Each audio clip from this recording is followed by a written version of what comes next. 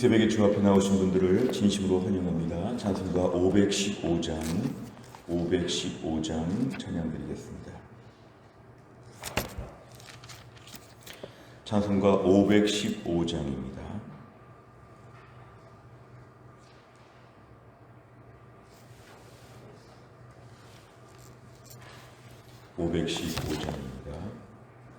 눈을 들어 하늘 보라. 어지러운 세상 중에 곳곳마다 상한 영의 탄식 소리 들려온다. 빛을 잃은 많은 사람, 길을 잃고 헤매이며 당자처럼 기진하니 믿는 자여 어이할꼬. 눈을 들어 하늘 보라. 어두워진 세상 중에 외치는 자만 건많은 생명수는 말라서라. 죄를 대속하신 주님, 선한 일꾼 찾으시나. 대답하리 어디 있나. 믿는 자여 어이할꼬. 눈을 들어 하늘 보라. 살아계신 주 하나님, 약한 자를 부르시어 하늘 뜻을 전하셨다. 생명수는 홀로 예수, 처음이요 나중이라. 주님 너를 부르신다. 믿는 자여 어이할꼬. 눈을 들어 하늘 보라. 다시 사신 그리스도, 만 백성을 사랑하사 오래 참고 기다리네. 인내하신 우리 구주, 의의 심판하시는 날 곧 가까이 임하는데 믿는 자여 어이할꼬. 아멘. 하나님 말씀은 사사기 19장입니다. 사사기 19장 22절에서 30절입니다. 사사기 19장 22절은 구약성경 395페이지에 있습니다. 395페이지 사사기 19장 22절에서 30절입니다.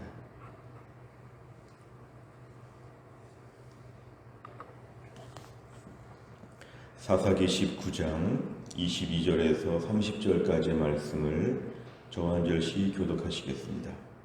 그들이 마음을 즐겁게 할 때에 그 성읍의 불량배들이 그 집을 에워싸고 문을 두들기며 집주인 노인에게 말하여 이르되 내 집에 들어온 사람을 끌어내라. 우리가 그와 관계하리라 하니 집주인 그 사람이 그들에게로 나아서 이르되 아니라 내 형제들아 청하노니 이 같은 악행을 저지르지 말라. 이 사람이 내 집에 들어왔으니 이런 망령된 일을 행하지 말라. 보라, 여기 내 처녀 딸과 이 사람의 첩이 있은즉 내가 그들을 끌어내리니 너희가 그들을 욕보이든지 너희 눈에 좋은 대로 행하되 오직 이 사람에게는 이런 망령된 일을 행하지 말라 하나. 무리가 듣지 아니하므로 그 사람이 자기 첩을 붙잡아 그들에게 밖으로 끌어내매 그들이 그 여자와 관계하였고 밤새도록 그 여자를 능욕하다가 새벽 미명에 놓은지라. 동틀 때에 여인이 자기의 주인이 있는 그 사람의 집 문에 이르러 엎드러져 밟기까지 거기 엎드러져 있더라. 그의 주인이 일찍 일어나 집 문을 열고 떠나고자 하더니 그 여인이 집 문에 엎드러져 있고 그의 두 손이 문지방에 있는 것을 보고 그에게 이르되 일어나라 우리가 떠나가자 하나 아무 대답이 없는지라. 이에 그의 시체를 나귀에 싣고 행하여 자기 곳에 돌아가서 그 집에 이르러서는 칼을 가지고 자기 첩의 시체를 거두어 그 마디를 찍어 12덩이에 나누고 그것을 이스라엘 사방에 두루 보내매. 같이 읽습니다. 그것을 보는 자가 다 이르되 이스라엘 자손이 애굽 땅에서 올라온 날부터 오늘까지 이런 일은 일어나지도 아니하였고 보지도 못하였도다. 이 일을 생각하고 상의한 후에 말하자 하니라. 아멘. 오늘 아침에 읽은 본문의 말씀은 참 민망하기도 하고 가슴이 아프기도 하고 참 불편한 마음을 주는 그런 본문입니다. 우리 22절에 보니까 그들의 마음을 즐겁게 한다. 우리 며칠간의 말씀을 좀 정리하면 이제 특별히 레위인 한 사람이 등장을 하는데 이 사람은 자기 첩이 있었고 이 첩이 자기 친정으로 도망을 가게 되었을 때 그 첩을 찾아오는 장면에서 지금 이제 베냐민 지파의 기브아 성이라고 하는 곳에 지금 이르게 되었고 한 노인의 환대를 받아서 그 집에서 하룻밤을 묵으려고 지금 온 상태입니다. 22절에 그들이 할 때 이 그들은 바로 그 초대한 노인과 또 레위인과 첩과 종까지 있는 보통 이런 상황입니다. 그들의 마음을 즐겁게 한다는 것은 저녁에 이제 잘 쉬고 있는 그런 때인데 그 성읍 베냐민 땅의 기브아 성에 있는 그 성읍의 불량배들이 그 집을 에워싸고 두들기면서 노인에게 지금 너희 집에 들어온 사람을 끌어내라고 합니다. 이 그 성읍의 불량배, 하나님의 백성, 베냐민 지파의 기브아 성에 이런 불량배들이 있었다는 것이 매우 특이합니다. 그리고 지금 이 사람들이 요구하는 것이 지금 들어간 사람을 끄집어내라고 하는 것은 관계한다는 것은 성적인 관계, 즉 당시의 동성애를 얘기합니다. 하나님의 백성들 안에 지금 이러한 가나안 문화가 지금 들어와 있다는 것을 알려줍니다. 짐승 같은 수준의 이러한 성적인 문화가 지금 여기에 자리 잡고 있었다는 걸 보여줍니다. 23절에 보니까 집주인 노인은 이런 악행을 저지르지 말라고 하면서 집에 찾아온 불량배들에게 지금 건강하게 저항하고 있습니다. 24절에 보니까 또 특이한 것은 이 노인이 답변을 한다는 것이 내 처녀 딸이 있다. 그리고 오늘 손님으로 온 사람 중에 이 사람의 첩이 있다. 이 두 사람을 내보내겠다. 이렇게 얘기합니다. 집에 좀 찾아온 그 레위 사람, 그 남자, 그 사람은 지금 보호할 것에 대해서 분명히 얘기를 하지만 어떻게 보면 이 처녀 딸과 이 사람의 첩에 대해서는 어떠한 수모를 겪어도 괜찮은 것처럼 당시의 이 악한 문화가 이들에게 지금 들어와 있습니다. 자신의 딸과 이 사람의 첩을 지금 내보낼 테니까 너희가 마음대로 행하라. 지금 이렇게 하고 24절 끝에 이 사람에게는 이런 망령된 일을 행하지 말라. 이 찾아온 사람에게 어떤 동성애적인 이런 성관계는 하지 말라고. 이게 지금 타협안이었습니다. 이것도 우리가 이해가 되지 않는 답변입니다. 그러자 25절에 보니까 무리가 듣지 아니하므로 그 사람이, 여기 그 사람은 레위인을 얘기합니다. 이 집에 지금 손님으로 온 레위 사람은 자기의 첩을 지금 바깥으로 나가게 합니다. 그러면서 밤새도록 이제 그 레위인의 첩은 욕을 먹고 그 바깥에 수모를 겪고 능욕을 당하다가 새벽 미명에 이제 불량배들에게 풀려나게 됩니다. 얼마나 참담한 장면인지 모릅니다. 26절에 보니까 동설태에 밤새도록 그런 수모와 능욕을 받다가 이제 아침이 되었는데 그 문 앞에 엎드러져 있다는 것이죠. 27절에 보니까 그의 주인 레위 사람이 지금 나가서 보니까 이 여자가 지금 죽어 있는 것을 보게 되었습니다. 28절에 보니까 이 사람은 지금 아무 대답이 없자 우리가 떠나가자 이렇게 얘기합니다. 아침에 나와서 자기의 첩이 그렇게 어려운 일을 겪은 것에 대해서 아무런 대책도 없고 너무도 기계적이고 사무적으로 우리가 갈 길을 가자고 그 죽은 시체한테 이렇게 얘기를 합니다. 그러자 그 시체를 안고 이제 죽은 것을 알고 시체를 나귀에 싣고 갑니다. 29절에 보니까 이스라엘 레위인이 자기 집에 도착하게 되었을 때 칼을 가지고 시신을 훼손합니다. 12토막으로 그 시체를 나누고 이스라엘의 모든 지파들에게 한 토막씩을 보내게 됩니다. 그러면서 이제 모든 지파 앞에서 고발하는 것입니다. 내가 이런 참담한 일을 겪었고 이곳에서 이런 일이 벌어진 것을 얘기하게 되어서 30절에 보니까 이스라엘 자손 전체가 지금 흥분하고 있습니다. 우리가 옛날에 출애굽할 때부터 지금까지 이런 끔찍한 일은 우리 가운데 없었다고 하면서 이제 뭔가 함께 의논하는 것이 오늘 본문의 내용입니다. 내용 관찰을 보시면 첫째, 성읍의 불량배들이 노인에게 찾아와 요구한 것은 무엇입니까? 22절에 보니까 문을 두들기며 요구한 것 맨 끝에 내 집에 들어온 사람을 끌어내라 우리가 그와 관계하리라. 이 불량배들의 원래 요구사항은 여자들을 찾는 것이 아니라 내 집에 들어온 지금 이 남자를 끌어내라고 이렇게 지금 얘기하는 것이고 그 이유까지도 분명합니다. 우리가 관계할 것이다. 우리가 동성애적으로 성적인 욕구를 만족하려고 한다. 짐승 수준의 이 기부화성 불량배들을 우리에게 보여주고 있습니다. 두 번째를 보면 노인은 불량배들의 악한 행동에 어떻게 대응합니까? 23절과 24절에 보면은 일단 말로써 설득을 하지만 되지 않자 자기의 처녀 딸과 이 사람의 첩을 내보내겠다고 합니다. 굉장히 악한 이방 문화, 가나안 땅의 문화의 모습을 보여줍니다. 자기 처녀 딸을 내보낸다는 것도 이해가 안 되고 또 손님으로 온 사람의 첩을 내보낸다는 것도 이해가 안 되는데 결국 이 노인도 이 가나안 문화를 따라서 이 시대의 악행을 보여주는 것입니다. 오늘 본문에 등장하는 기부화성의 불량배들이나 이 기부화성에서 초대한 노인을 볼 때 모두가 다 하나님 백성의 모습이 아니라 이상하게 변질된 악한 이방 문화를 따라가고 있다는 걸 우리에게 보여주고 있습니다. 세 번째를 보면 레위인은 왜 자기 첩의 시신을 12덩이로 나눠 이스라엘 사방에 두루 보냅니까? 오늘 29절에 등장하는 내용을 지금 얘기하고 있습니다. 오늘 본문에 등장하는 레위인은 자기 첩의 시신을 훼손해서 12토막으로 나눠서 보낸다는 것은 이스라엘 전체 앞에 고발하는 것입니다. 이 기부화성의 사람들이 너무도 악해서 내가 비참한 일을 겪었기 때문에 이것을 이스라엘 전체 앞에서 고발합니다. 여기에 대해서 강력하게 보복하여 주시고 처벌하여 주시기를 원합니다. 이렇게 오늘 얘기하고 있습니다.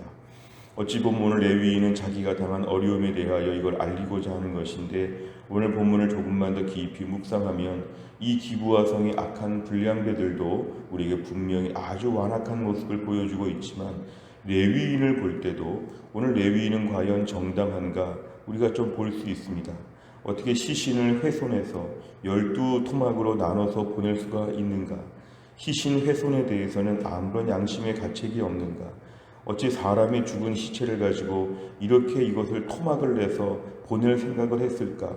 사실 레위인은 오늘 이 기부화성의 불량배들을 고발하는 것이지만 자신에게도 또 다른 죄가 오늘 발생하고 있다는 걸 인지하지 못하고 있습니다.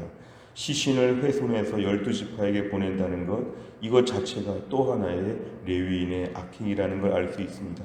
사실 19장 전체를 볼 때 이 레위인도 자유할 수 없습니다. 1절에 보면은 첩을 맞이한 것도 이해가 안 됩니다.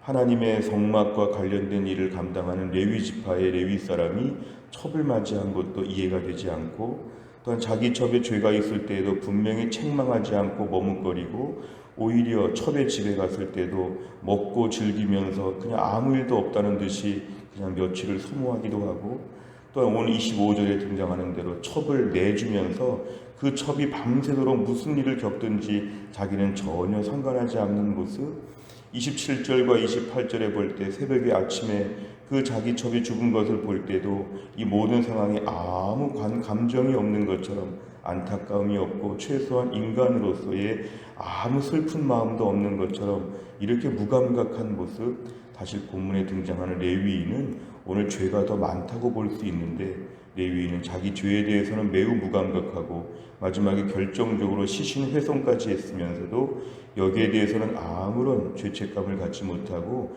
자기가 당한 어려움을 이스라엘 전체한테 이런 방식으로 얘기하고 있다는 게 우리에게 특별합니다. 오늘 이 땅을 살면서 우리는 매우 악한 세상을 살고 있을 때 악한 세상에서 우리가 많은 피해와 어려움을 겪고 있기 때문에 우리가 당한 어려움에 대해서 늘 우리가 할 말이 참 많습니다만, 오늘 본문의 레위인을 초점으로 맞춰보면 우리 자신을 돌아봐야 한다는 걸 알 수 있습니다. 우리에게는 또 다른 죄가 있지 않는가? 나는 과연 하나님 앞에서 옳은가? 나는 남의 죄에 대해서 매우 민감하게 반응할 수 있는데 나는 또 다른 악한 모습이 없었는가에 대해서 자기 자신을 더 냉철하게 돌아봐야 된다는 것이 오늘 말씀의 중요한 교훈입니다. 네 번째를 보면 악에 저항하지 않고 무기력하게 반응하다, 오히려 더 큰 악을 행하는 레위인을 보며 무엇을 느낍니까? 오늘 본문에 등장하는 레위인의 모습, 우리 안에 이러한 죄가 있다는 걸 생각해 봅니다. 나의 죄에 대해서는 경시하고 가볍게 생각하고 다른 사람들의 죄에 대해서는 매우 강조하고 흥분하고, 우리가 인간의 죄성이 있기 때문에 이것이 우리에게 매우 당연합니다.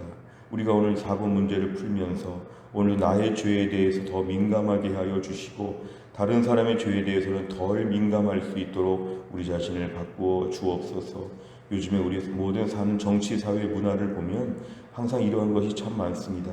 다른 사람의 죄에 대해서 더 예민하고 나의 죄는 별로 생각하지 못하는, 하나님 반대로 나의 죄를 더 예민하게 보면서 회개하는 마음을 우리에게 허락하여 주옵소서. 최근 내 안에 부끄러운 점들을 적으면서 하나님께 회개하는 시간이 필요합니다. 다섯 번째를 보면 내가 지은 잘못은 회개하지 않고 다른 이의 죄에 분노한 적은 언제입니까? 하나님을 두려워하는 그리스도인답게 오늘 회개하고 용서할 일들을 위해 무엇을 결단하겠습니까? 오늘 문제를 보면서 나의 문제에 대해서 회개하고 더 엎드리는 마음을 허락하여 주옵소서. 하나님 앞에 온전하게 되는 것, 나의 눈에 들보를 먼저 볼 수 있도록 하여 주시고 남의 눈에 티를 보는 것보다 내 눈에 들보를 먼저 볼 수 있는 영적인 감수성을 우리에게 허락하여 주옵소서. 이것이 오늘 기도 제목입니다. 악을 악으로 갚지 않고 하나님 말씀에 깨어있는 또 한 날이 될 수 있기를 주의 이름으로 축원합니다. 기도하겠습니다. 하나님 아버지 감사합니다. 이 새벽에 하나님이 저희를 깨우사 주 앞에 나와 말씀 붙잡고 기도할 수 있는 새날을 허락하여 주심을 감사합니다. 오늘 본문의 말씀은 참 민망하고 부끄럽고 너무도 참담한 내용들을 저희가 보았습니다. 하나님의 백성들 안에서 이러한 일이 벌어지고 있다는 것, 가나안의 문화가 이들에게 침투하여서 얼마나 이들이 끝까지 망가져 가는지, 최악으로 치닫고 있는지를 저희가 보게 됩니다.